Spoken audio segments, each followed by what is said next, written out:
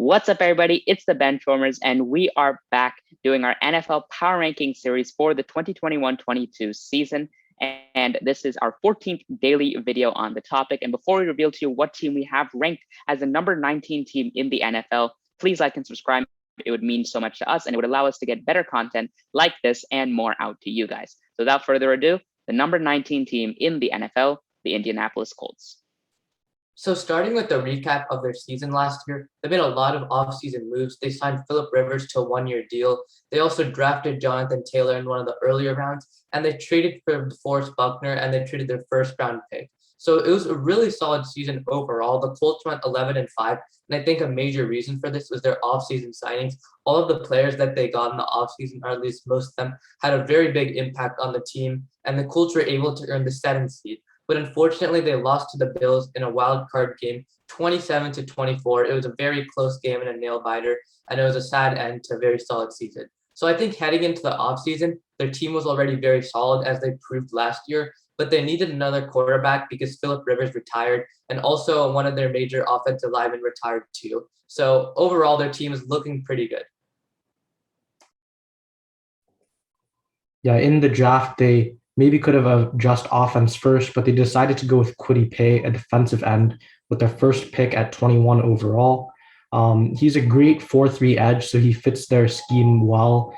So overall, this is a pretty good pick for them, even though they maybe could have focused on offense a bit more. But that's what they did with their 54th pick, where they took Dayo Odeyingbo, an offensive tackle.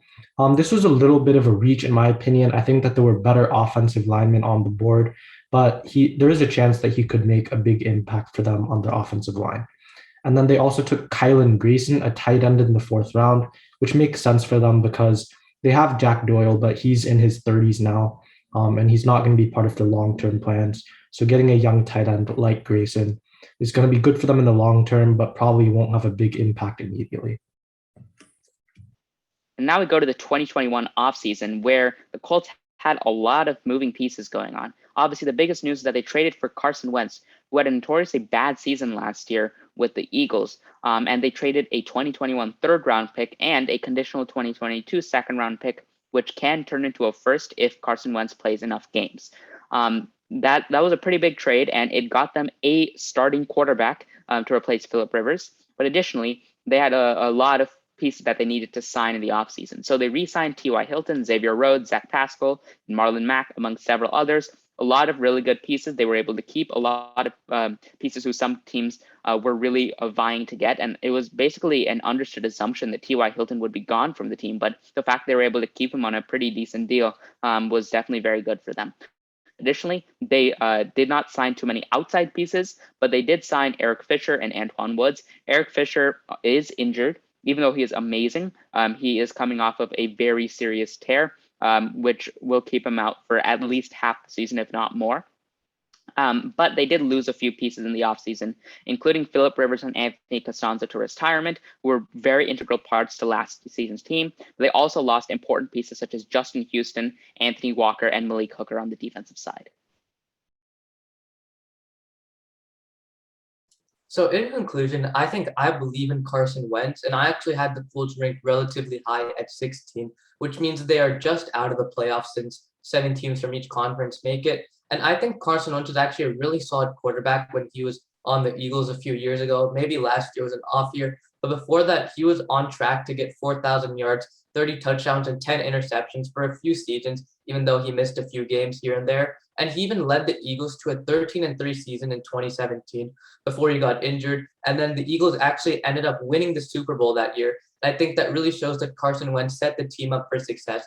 And he has the potential to be good if he's healthy. But I don't know if he can stay healthy. And he's already got injured in the offseason. So given that and all the other players that they lost in the offseason, I didn't have them making the playoffs. Yeah, I had them ranked even lower than Rohan at 20.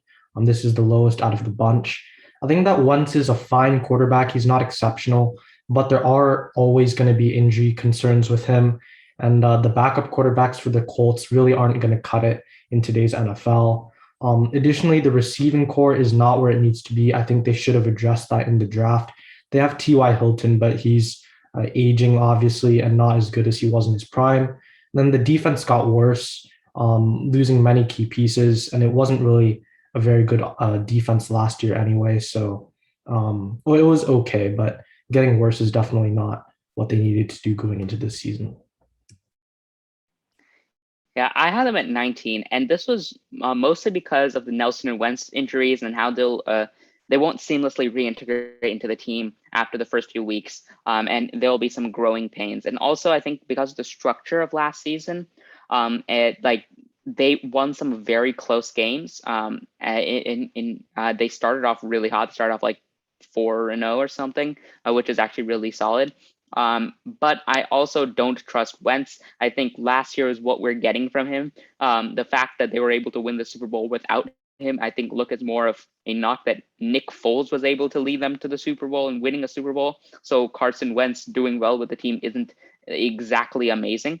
Also, I think that this is more about other teams just getting better. They lost some piece in the offseason and didn't get better in the offseason. And I think that that'll hurt. However, one thing which I disagree with, Andy, is that I think their wide receiver core is fine. I think that there will be the emergence of one player, fellow YouTuber, Michael Pittman Jr. will be the wide receiver one on the Colts, and I think that he will definitely succeed. He will break out. Didn't play too many games last season, and he was a rookie. But I think this year he will have like 900 yards and like 10 touchdowns. I think that's the player which Pittman can be. He had some big plays, including like two 20-30 yard catches in the fourth quarter of their wild card round, and I think that he can definitely do something similar in big games this year. All right, well, that wraps it up for our preview of the Colts going into the next season. Let us know who you agree with, and if you liked it, remember to like. If you didn't, let us know why in the comments below. Please subscribe as well, because we are on the road to 100 subscribers, so we would greatly appreciate it. But this is the Benchwarmers, and we're signing out. See ya.